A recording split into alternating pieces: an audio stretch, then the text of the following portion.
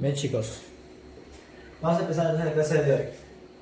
Chicos, hay que acordarse de que en la biología prácticamente se estudia a los seres vivos y el tema de hoy va a ser seres vivos justamente. ¿Qué tenemos que aprender de seres vivos? Más que todo la definición de lo que viene a ser un ser vivo. Encontramos que el ser vivo es un conjunto material, físico-químico, que en este caso es complejo, sistémico y ordenado, donde va a contener energía, va a contener un metabolismo, ¿no? Y es capaz de perpetuarse a través del tiempo. ¿Qué quiere decir que tenga metabolismo?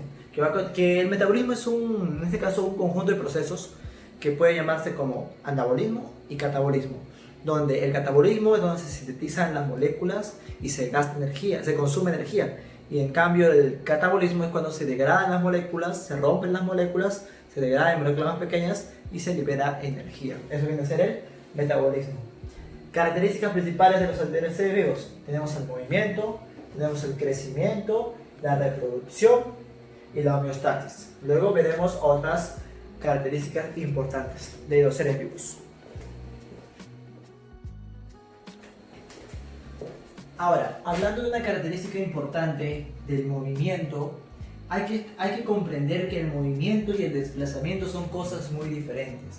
El movimiento es, por ejemplo, cuando yo, en este caso, agito o en este caso realizo movimientos con mis brazos, pero sin cambiar mi desplazamiento. Si te das cuenta, el movimiento es aquel cambio, pero no de posición, sino cambio en este caso de simplemente dinamismo, ¿correcto? Es el dinamismo que hay en este caso de un ser vivo, ese es el movimiento, ¿no? Pero en este caso, el movimiento y el desplazamiento son cosas muy distintas, porque el desplazamiento es esto: cuando yo me desplazo de un lugar a otro. Puedes ver, el desplazamiento es cuando yo me muevo de un lugar a otro, me desplazo, cambio de posición.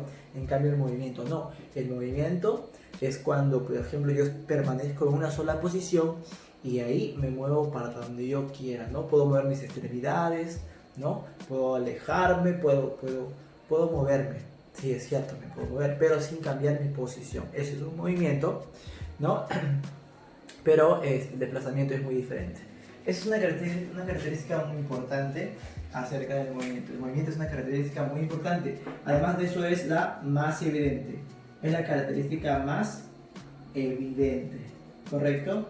Ahí vemos que el conejo tiene un desplazamiento, el cual es saltar. El conejo salta, salta, salta, salta y salta. ¿Te das cuenta? La serpiente, por ejemplo, se arrastra, ¿no? Se arrastra, se arrastra, se arrastra. ¿Te das cuenta? Es una característica muy evidente. Además, sirve para el desplazamiento, ¿no? Pones ahí, sirve al desplazarse. Los animales se desplazan, ¿sí? Así que tienen que moverse y tienen que desplazarse. La pregunta es, ¿las plantas también se desplazarán? ¿Sí o no? ¿Las plantas también se desplazan? ¿Sí o no? La respuesta es no. Las plantas se mueven, son seres vivos, pero no se desplazan. Se mueven por el viento, por el sol, por la tierra. Hay diferentes tipos de movimiento. Al movimiento de los seres vivos se le llama taxia. Y al crecimiento, en este caso de los seres vivos como las plantas, se le llama tropismo. En esto vamos a hablar acerca del crecimiento. Acuérdate que el crecimiento, ¿qué viene a ser? El crecimiento viene a ser el aumento de las moléculas en las plantas, ¿correcto? Vamos a hablar acerca acá de unas plantas, por ejemplo. ¿Cuáles son los órganos de las plantas? La flor, la hoja, el tallo y la raíz. Si te das cuenta, tanto el tallo como la hoja como la flor van a crecer hacia el favor de la luz, respecto a la luz. A eso se le llama fototropismo positivo. La raíz crece en contra de la luz, a eso se le llama fototropismo negativo. Según el centro de la Tierra, nosotros comprendemos en este caso que la planta, tanto el tallo como las hojas como las flores, crecen hacia arriba, entonces en contra del centro de la Tierra. Como está en contra del centro de la Tierra, geotropismo negativo. En cambio la raíz crece a favor de la Tierra, ¿no? A favor del centro de la Tierra. A eso se le llama geotropismo positivo. ¿Te das cuenta? Entonces son características principales e importantes que hay que aprender acerca del crecimiento. Acuérdate, taxia es el movimiento o irritación o estímulo de los animales, ¿no? Viene a ser el estímulo, taxia es el movimiento, ¿no? Estímulo, movimiento. Ahí encontramos también en este caso vamos a ponerle el movimiento de los animales, se llama taxia. ¿sí? Y el crecimiento, en este caso, es el tropismo. El tropismo es el movimiento, ¿sí? En este caso, el crecimiento, ¿correcto? Ahora, acerca de la reproducción, hay que aprender que la reproducción en los animales puede darse de dos formas, ya sea reproducción asexual o reproducción sexual. En la reproducción, acuérdate que es la capacidad de todo ser vivo para generar a otro individuo, pero no todos los animales se reproducen. Hay un error acá. En los animales híbridos, por ejemplo, una excepción es que los animales híbridos como la mula no se pueden reproducir. Ahora, ¿por qué no se pueden reproducir los animales híbridos? Por la razón y el simple hecho de que sus cromosomas son impares. La mula tiene 63 cromosomas, por lo cual no puede reproducirse. El burro tiene 62 cromosomas, sí puede reproducirse. La yegua tiene 64 cromosomas, también puede reproducirse. El ser humano tiene 46 cromosomas, ¿sí? El ser humano tiene 46 cromosomas, por lo cual sí puede reproducirse. ¿Te das cuenta? Es una característica principal, entonces, que tenemos que tener en cuenta. El burro y la yegua, al juntarse, al aparearse, van a formar a la mula, un ser que no se puede reproducir debido a su cantidad de cromosomas. Esa es la excepción en este caso de los animales híbridos, que no pueden reproducirse. Después de ellos, todos pueden reproducirse. Una reproducción asexual es porque no tienen gametos. Se produce cuando no hay gametos, es un solo progenitor, sin variabilidad genética, o sea, todos salen igualitos, ¿sí? Y es como una clonación natural. Por ejemplo, ¿quiénes hacen reproducción asexual? Puede ser la estrella de mar o las bacterias. La estrella de mar es aquella organela o aquel organismo que cuando se secciona un bracito, ese bracito crece y se forma una nueva estrella, generando así dos estrellas, ¿correcto? Esa es la fisión por brazo. Ahora, las bacterias se parten por la mitad, se le llama bipartición o fisión binaria, y cada mitad forma una bacteria igual a la progenitora. ¿Te das cuenta? Eso es una reproducción asexual. Cuando hablamos entonces de la reproducción sexual, ¿cómo será? La reproducción sexual se da con gametos, dos progenitores, con variabilidad genética, ¿sí? Se da entre dos progenitores como mínimo, ¿sí? Por ejemplo, tenemos acá la hembra, que es la conejita hembra, y tenemos también al macho, que es en este caso el macho de acá, ¿correcto? Tú puedes observar, a ver, vamos a observar acá, que tanto la hembra como el macho tienen características principales, ¿no? Ahí tú puedes observar entonces en la pizarra que tanto la hembra y el macho van a fecundar a un cigoto, a un feto, ¿no? Que va a crecer en un embrión y va a formar crías. La hembra, ¿cuál es su órgano reproductor? El óvulo. ¿Cuál es el órgano reproductor? En este caso, la célula reproductiva del conejo, el macho, espermatozoide, y de la coneja o la hembra, el óvulo. Al juntarse forman el cigoto crece y se forman las crías. Encontramos el único rasgo diferenciador, que en este caso el macho tiene la cola coloreada, la cola en este caso colorada. La hembra tiene una cola blanquita, ¿no? Blanca.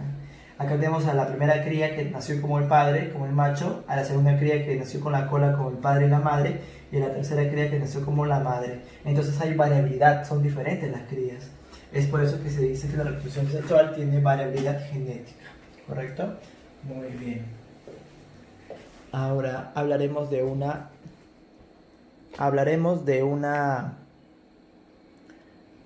más. Hablaremos de una propiedad más. De la característica de... Acuérdate que los seres vivos somos seres homotérmicos, ¿correcto? Quiere decir esto que tenemos que tener una temperatura constante. ¿Cuánto es la temperatura constante en el ser humano? Es de 37 grados Celsius, ¿no? La homeostasis es aquella característica de todo ser humano que debe controlar, en este caso, mantener en equilibrio. Tiene que mantener nuestros órganos en un equilibrio, ¿no? Un equilibrio constante. O sea que la homeostasis viene a ser el equilibrio interno, ¿correcto? El equilibrio interno, en este caso, de nuestro cuerpo, ¿correcto? Ya sea por la temperatura, por ejemplo, cuando hacemos ejercicio, tenemos mucho calor, nuestro cuerpo comienza a sudar. Es una respuesta de nuestro organismo homeostático. ¿Te das cuenta? Por ejemplo, cuando tenemos mucho frío, nuestro cuerpo comienza a temblar, a tiritar. ¿Por qué? Porque así nos calentamos un poco y el cuerpo comienza a equilibrarse internamente. Esa característica se le llama homeostasis. Por ejemplo, cuando viajas a un lugar muy alto, por ejemplo la sierra, Cerro de Pasco, ahí hace mucho frío y hay menos presión atmosférica, lo cual te da un desbalance en tu presión. No estás acostumbrado a esa presión y te da soroche, pero al final te acostumbras, te adaptas, porque el cuerpo es adaptable. ¿Te das cuenta? Muy bien.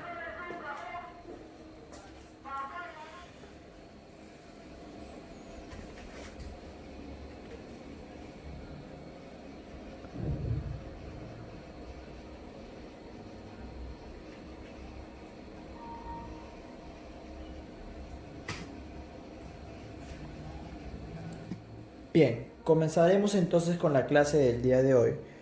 Bueno, con la continuación de la clase acerca de las características de los seres vivos, ¿correcto? Estamos en el tema del ser vivo. Continuando entonces con la clase, una característica más del ser vivo es el metabolismo, que ya les había hablado antes acerca del metabolismo, puesto que el metabolismo es un conjunto de reacciones químicas que ocurren dentro de nuestro organismo. Encontramos a dos tipos o dos procesos químicos acoplados, la palabra es acoplados, ¿sí? Dos procesos químicos acoplados que en este caso van a constituir al metabolismo, ya sea el anabolismo y el catabolismo. El anabolismo viene a ser la parte que va a sintetizar, elaborar, formar. Es un proceso endergónico porque se consume energía.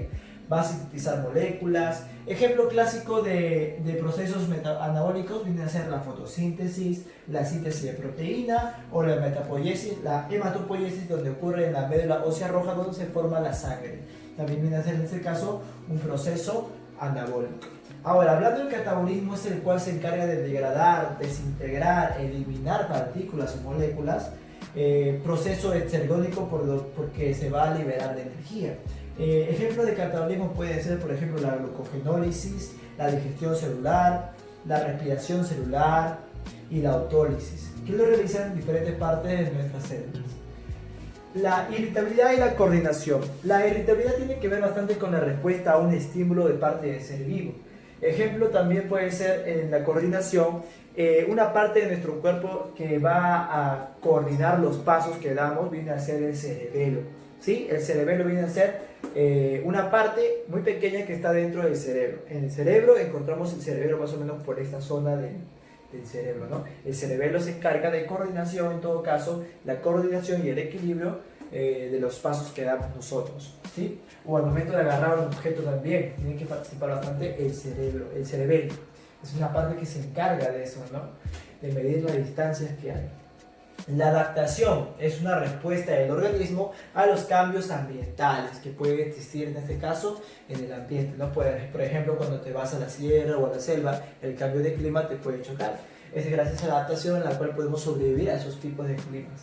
La evolución viene a ser una característica principal de todo ser vivo, porque todo ser vivo a través del tiempo va a ir evolucionando, va a ir cambiando, pero para que suceda la evolución, acuérdate que tiene que pasar millones de años, ¿sí? Para que una especie cambie o evolucione, tienen que pasar millones de años, millones y millones de años, ¿correcto? Son cambios que ocurren en los seres vivos a través del tiempo.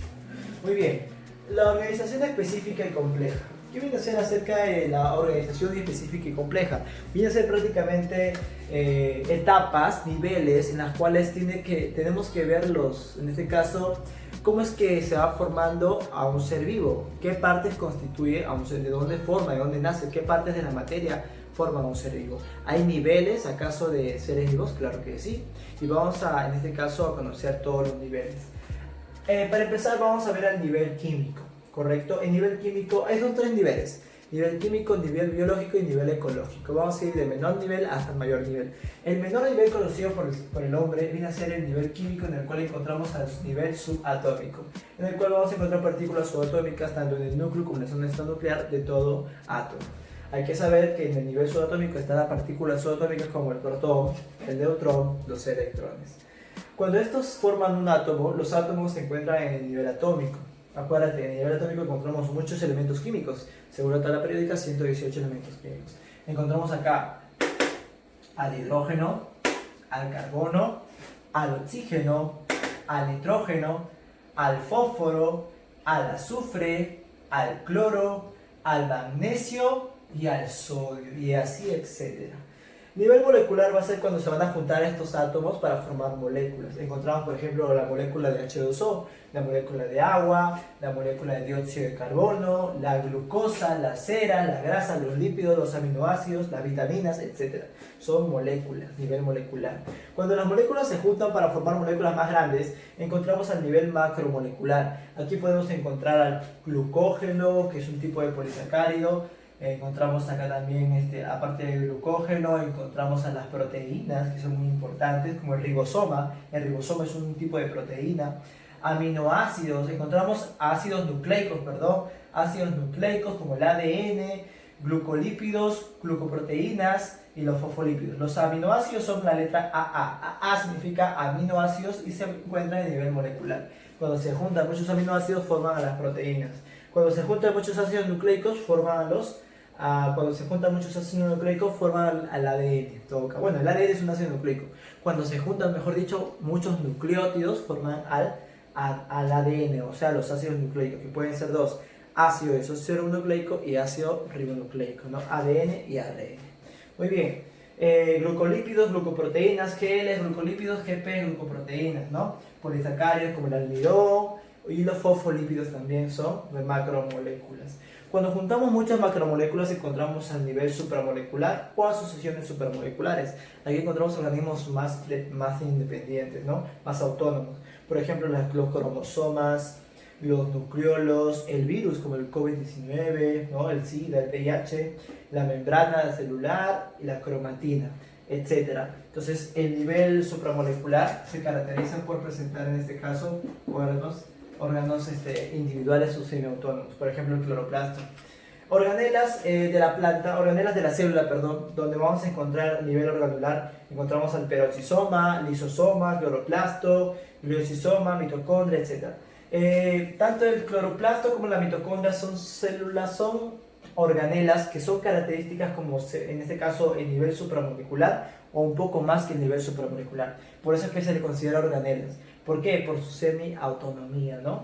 Porque ya tienen un nivel supramolecular, ya no se comportan como simplemente como el virus, por ejemplo, un agente patógeno, sino que se comportan parte de un nuevo individuo, en este caso la célula, ¿correcto? Eso serían las organelas, que es un nivel más del nivel supramolecular. Bien, continuamos entonces con el nivel biológico, que sería el segundo nivel de la organización específica. Date cuenta que en el nivel biológico encontramos al nivel celular, donde vamos a encontrar diferentes tipos de células en nuestro cuerpo, en nuestra forma de vida. El miocito, por ejemplo, es la célula que está en nuestra piel. El hepatocito, la célula de nuestro hígado para producir bilis. Neumocito, célula de nuestros bronquios dentro de nuestros pulmones. Eritrocito, célula de globo rojo de nuestra sangre. Condrocito es la célula de tejido cartilaginoso que se encuentra o que es parte del tejido del sistema tegumentario. El leucocito, que viene a ser los glóbulos blancos. El enterocito, que viene a ser parte de los huesos, parte de las células que forman los huesos, ¿no? Estiocito igual. La levadura, que viene a ser células, en este caso de los hongos, etc. Así vamos a encontrar un montón de células que van a conformar parte del nivel biológico. El nivel tisular, que es otro nivel cuando las células se juntan, ahí tenemos a varios tejidos, por ejemplo tejidos humanos como el tejido epitelial, el tejido conjuntivo, el tejido muscular, el tejido de las neuronas, por ejemplo el tejido nervioso, el sistema nervioso, el tejido de las plantas, el tejido apical, que es el tejido más joven, el tejido parenquimático, que es el tejido en este caso de las clorofilas, ¿sí? Etcétera, tejidos. En todos los seres vivos encontramos tejidos, ya que son uniones de células. El nivel orgánico viene a ser cuando los tejidos se unen para formar respectivas funciones. Tenemos a órganos, por ejemplo, el órgano más grande del cuerpo humano, la piel, el corazón, en la planta las hojas, el tallo, las raíces, etc. Encontramos muchos órganos, en este caso en diferentes tipos de seres vivos. En el nivel sistémico encontramos a los sistemas que van a estar conformados por diferentes órganos que tienen una función en este caso en específico. Sistema nervioso, que está conformado por el cerebro, el cerebelo, en este caso por el encéfalo, todo es el encéfalo. En este caso tenemos también el tronco encefálico, ¿correcto? Todo eso es parte del sistema nervioso, todo está unido y conectado con el sistema nervioso, ¿sí? Encontramos a la glándula pituitaria, ¿correcto? Ahí encontramos a muchas glándulas que son órganos que se van a conectar al sistema nervioso, ¿sí? Encontramos también al sistema tegumentario, como te dije, que es de la piel, el sistema cardiovascular, que viene a ser el corazón, las arterias, las venas, los capilares, sistema endocrino de las hormonas, sistema respiratorio del pulmón, en este caso de los bronquios, sistema digestivo del estómago, el sistema digestivo también contiene a lo que viene a ser el intestino grueso delgado, sistema endocrino, lo estamos repitiendo, mira, lo estamos repitiendo. Vamos a colocar otro sistema para no repetir, sistema inmunológico. El sistema inmunológico, en este caso, que está constituido por el sistema linfático, el sistema inmunológico, el sistema que nos protege, en este caso, de las enfermedades, etcétera, ¿correcto? Cuando se junten todos los sistemas se van a formar organismos o individuos, que pueden ser unicelulares como pueden ser pluricelulares. Ahí encontramos a las bacterias, a los protozoarios como seres unicelulares. Como seres pluricelulares encontramos al ser humano, al conejo, al perro, al cangrejo, la ballena, arqueobacterias que son seres unicelulares, la pulga y la mosca como seres pluricelulares, etc. ¿Correcto? Son todos los individuos de diferentes especies. Ahora, el nivel ecológico ya es cuando voy a agrupar, en este caso, ciertos seres vivos. Cuando es una población, es un conjunto de organismos de la misma especie. Acuérdate, población, conjunto de organismos de la misma especie, ¿sí? Ejemplo, conejos, hormigas, perros, personas, etc. Comunidad va a ser cuando todas las poblaciones se juntan, ¿no? También se le puede llamar biocinosis y comparten un mismo hábitat, o sea, un mismo biotopo. Conjunto de poblaciones que comparten un biotopo, ¿sí? En las comunidades podemos poner acá, por ejemplo, una comunidad puede ser, en este caso, una granja, ¿no?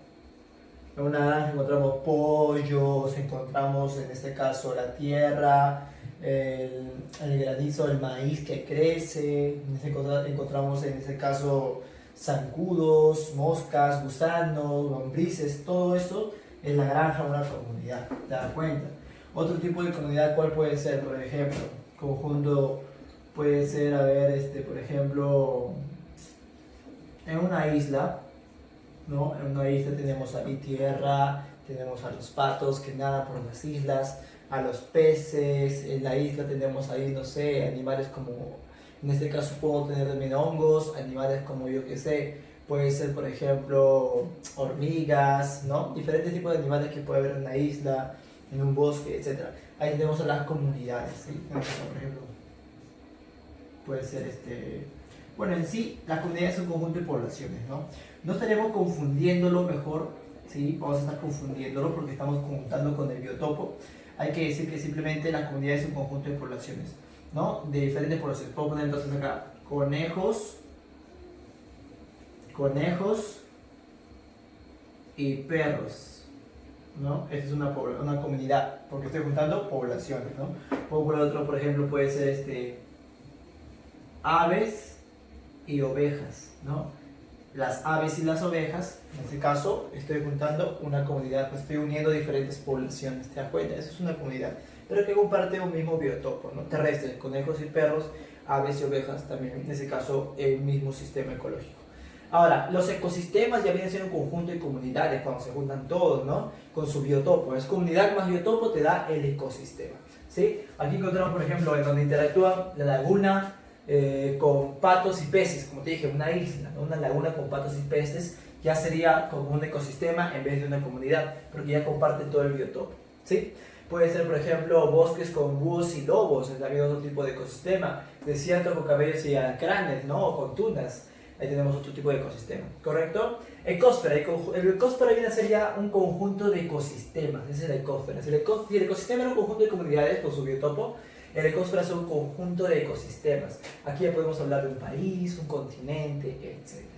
Observación. Es muy diferente hablar de la biosfera y del bioma. Ojo, que la biosfera viene a ser el planeta en sí, el planeta Tierra, donde en ese caso se presentan todos los seres vivos interactuando entre sí.